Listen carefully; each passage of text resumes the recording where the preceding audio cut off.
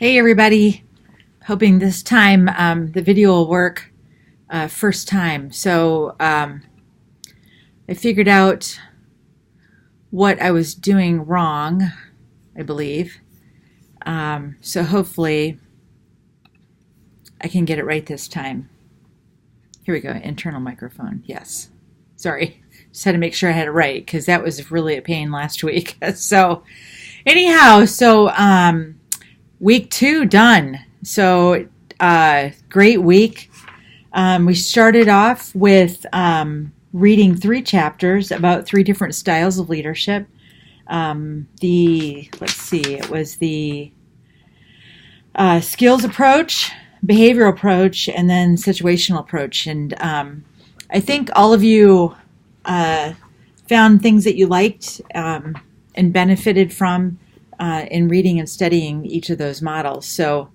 And then I also gave you a little bit of content about looking at the difference between management and leadership. It's important to know the difference. They both have very distinct roles. I won't say one is better than the other, but I think it's important to understand the difference between the two. Many people, I believe, who are in leadership roles are really actually good managers, and that's not to put them down, but organizations need both. You can't effectively work and grow and meet visions and mission statements with just managers or just leaders. It would be a disaster. And again, there's a lot of attention given to leadership. Why? I have no idea. I think it's probably a cultural thing in this country, but both are important roles. So I would just encourage you to really honestly look at them and think about what is the goal here for me. So anywho, I scratch notes. So if I'm reading, as I read your stuff, I make notes. So I thought it was fun that a lot of you found kind of an affinity for situational leadership. We'll talk about that a little bit later. Many of you liked the discussion or the Dropbox assignment, which was completing the 3 assessments. I thought that was fun also. I think a lot of it is because, my bias is that many of you are sensing, or you establish what is by using your 5 senses. So the assessments give you something concrete to kind of sink into and truly and more thoroughly understand each of these theories. So I get that. I do appreciate that too. I just thought it was funny because that was consistent with the last time I taught the class. And we'll continue to do those. Some weeks we won't, but they're in the book. So, I mean, help yourself. If I don't assign it, you are welcome to do more. So, let's see. I think I mentioned this earlier, but the difference between this class and the last time I taught is I changed the reflection assignment. I used to have students have each week they would modify their own personal leadership model each week, and I'm not having you do that, but at the end of the class you need to submit your kind of final thoughts on what your personal approach to leadership is. So if you want to make life easier for yourself, as we progress through the course, I would have your model from week 1 sitting there, and I would just make notes so you don't have to go back and review the whole course over again. So anyhow, so hopefully that makes sense. One of you made, I thought, a quite a interesting conversation or comment that, and I know I've mentioned this before, but I want to reiterate. No one says, so Carla, what's your leadership style? And I'll say, what's the behavioral approach? I don't think it's really designed that way. I think these researchers or people have put together these theories, but I don't know anybody who uses them like through and through, and that's all they do. So, and again, the importance is that as you are faced with each one, determining what parts of it fit and don't fit with your own approach. So, let's see, what else? So, with the discussion question 4, that was about the skills approach. I asked you to go and find a video or article, post, whatever, that kind of highlighted some of the challenges facing the system right now, and then respond by identifying skills that would be required of a leader. Many of you picked the same skills. I mean, technology, vision, working in teams, or that human component. So, which you can kind of see a theme of what's being called on for leaders right now.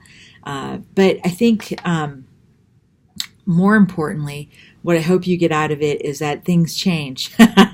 So as the system continues to evolve and move forward, it's important that you, as an up-and-coming manager or leader, watch and monitor what's going on and making sure that you keep your skill sets up to date.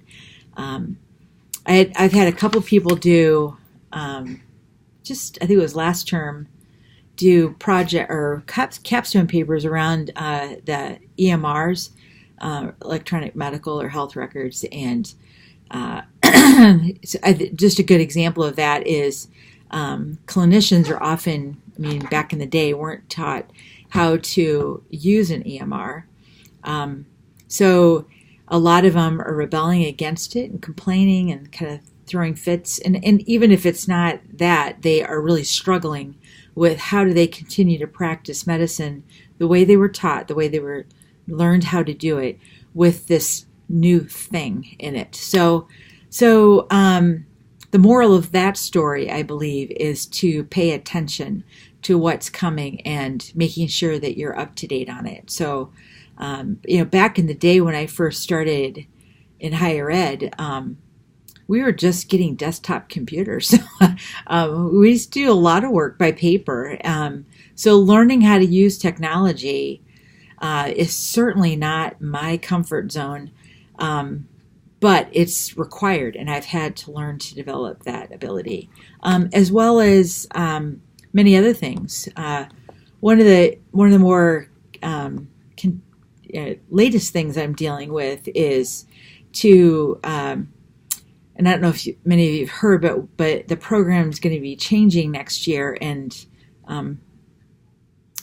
more will come out on that. But and will require students to come to campus. So I didn't really want to do that, but at this point in time, it's difficult to know how to assess people in leadership skills via online. So one of the things I'm really investing in is trying to learn, how can we do this in a really effective way?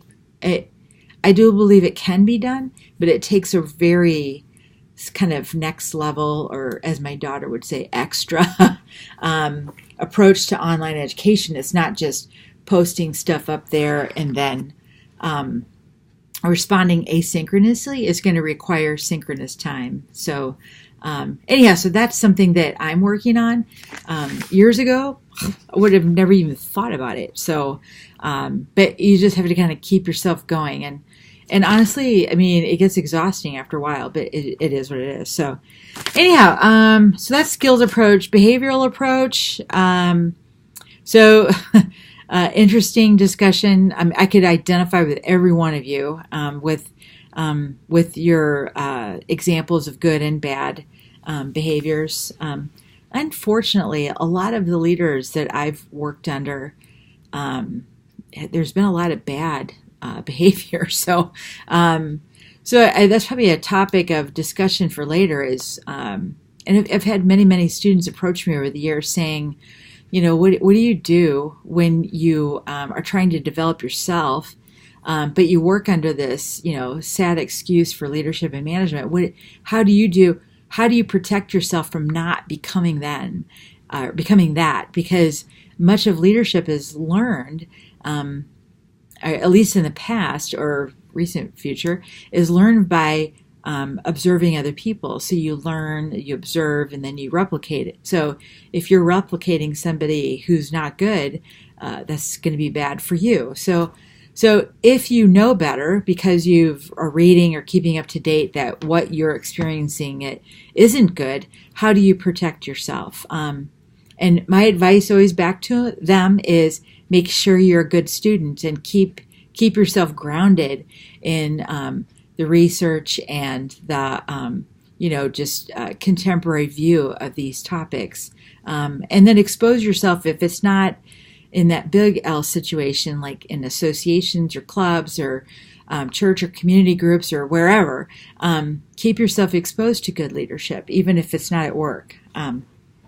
Which is sad, but it happens all the time. So anyhow, again, many of you really kind of cited an affinity for situational leadership. I think there's a lot of relevance to it. You will deal with different employees at different levels throughout your career. It can't be that the same approach works for all. I mean, you can try it, but I don't know that it's going to be terribly effective. A couple of you, I think, even talked about how, like siblings, that your parent or mother actually dealt with you individually as siblings because you each had your own way. So I think there is a lot of relevance to this theory. Again, I haven't had a lot of exposure to it as a follower. I think I've kind of naturally have used it as part of my style because I've always worked with very different people in different capacities. So you just have to deal with them in different ways. I have a preference. I prefer to be less directing, more collaborative, giving people lots of space and autonomy. But over the years, I found that doesn't work with everybody. So I personally find it somewhat annoying that I have to hold people's hands. But if they're new, of course, that's fine. So other than that, the reflection papers I thought were, for the most part, very well done. Couple of thoughts on that. One person said that each theory they are reading about and the assessments that they're doing, they're kind of fearful that they're going to learn that they are not leadership or even management material. So there's like kind of this fear while they're reading. There's like, I'm going to find out something about it that I'm not going to meet up to, and therefore my dream of my career is going to be over. Again, there is no perfect recipe for what makes a good manager or leader. There's approaches. Everyone kind of tweaks and does it a little bit different. Fundamentally, it's about outcomes. And there's lots of management and leadership measures that kind of can determine if you're good at what you do or not. Several people working on retention papers, so looking at retention rates of employees. Are you meeting goals, objectives, quotas, safety standards? Are you hitting all of these? You can look at engagement surveys, all kinds of stuff. So you create measures, or they're created for you to let you know if you're doing a good job or not. So there's not, you're not going to run into anything in this class that's going to say, oh, I'm bad, I'm not going to be a good leader. When it comes down to it, I think to be a manager or a leader really requires you, again, you got to know yourself. You got to know how other people perceive you. You have to have the willingness, in my opinion, to use a situational approach. I don't know that you can just, well, I'm pretty sure you could try, but I don't know how effective it would be to treat everyone the same. And then, as we just mentioned, you have to have a real drive, commitment, discipline to constantly grow and constantly learn. Because whether you have the technical skill in the area that you're overseeing, or not, you need to know at least enough about it that you can help the people that you're working with, and then set course so that particular area can reach goals and objectives. So anyhow, it's really more about your own desires and commitment level, in my opinion. So I think you can breathe deep and not worry that you're going to find out that, oh my gosh, I have to have red hair or I can't be a leader, and I don't look good in red hair, so I can't be a leader. The only other thing with reflection, a lot of you are kind of skipping over this last question. I was going to read it to you. Identify one experience you've had in the class this week and discuss how you will use this experience in your work as a manager or leader. So I just haven't been seeing that that's been deliberately addressed. And again, if we spend all this time learning this stuff, and if you don't spend time thinking about how can I make this work, whether it's a big L or little l, or even just, like a testing situation, really push yourself to say, you know what, I'm going to try situational leadership out, and I'm going to do it with, the Girl Scout troop that I lead, or whatever. So, but just try to push yourself to try it, to apply it. Because again, this is not just a theoretical thing that floats around in your head. You have to have really deep learning with it so that it actually comes out in your practice, that it modifies your behaviors, modifies your practices. If it doesn't, then it's kind of like a colossal waste of time. So let's see. One other person made, I thought, kind of an interesting comment and said, I work for somebody who, two comments. One person said, I work for somebody who I don't think is a manager or a leader. And I just wanted to write back, yeah. So absolutely. There's some people that are put in these roles that, and I think it's because of a lack of appreciation for what it really is. Just because you're a really good nurse or a coder or a technician or a doc or whatever, just because you're good at it doesn't mean that you're going to be a good manager or leader. It really is a completely different skill set in my opinion, and it requires a discipline that's very different than what many are used to. So yes, and I find that super duper frustrating, and I think that's why I got into education, was because if you're going to be a manager of me, I want you to know what you're doing because the impact of a good or bad leader on an organization and on the people who support it is colossal. I mean, the amount of stress that all of us deal with every day when we work with people who are less than adequate in their jobs. Imagine if you could turn all that energy into something positive instead of learning how to deal with negative. So anyhow, that's kind of what drives me. It's like, I just want you guys to know what good leadership and management looks like so you can do it. If you accept the job, I want you to be aware of what you're accepting. So anyhow. Oh, and then somebody else said, so how can I help a leader or a manager grow? So what can you do? So you're not in the position. You've noticed that there's kind of a deficiency in the person that you report to. Oh, here it is. So we'll get into this later, but there's a whole chapter on followership. But I also do some lecturing on this in another program. But I really think, I don't know that there's a ton you can do, but the one thing you can do is be a good follower. So, and Karsten, it's a 2014 article, talks about the 5 things that a follower can do, or that they should do. An exemplary follower does. First of all, number 1, they get the job done. So number 2, they work in the best interest of the organization.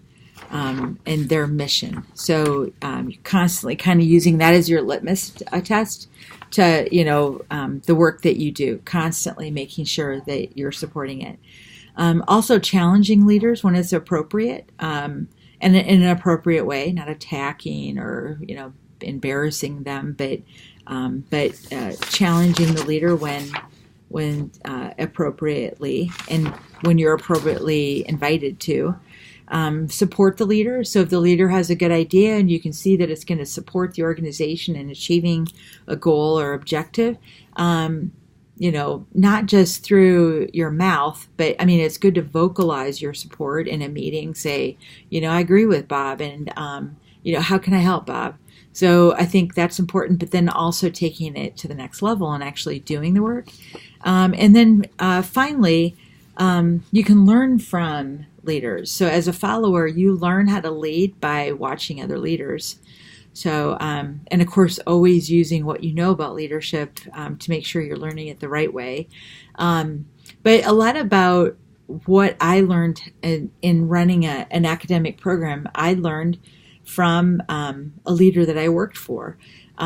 She wasn't the best. She had kind of a low IQ or low EQ. I think I shared earlier, high IQ, low EQ. But I still learned a lot from her, and it allowed me to, once I got this position, I could be productive faster because I knew what I was doing, because I watched her do it for like 8 years. So anyhow, so I hope that that was helpful. Again, we have 2 more weeks of pretty intense, and they keep getting bigger and bigger. So remember, you have 5 free assignments that you don't need to do. So pick and choose carefully what you do. You don't get extra credit if you do more, but I think it's totally up to you if you want to do them. I will look forward to being online with you over the weekend, and we'll be hopefully posting week 3 video faster next week.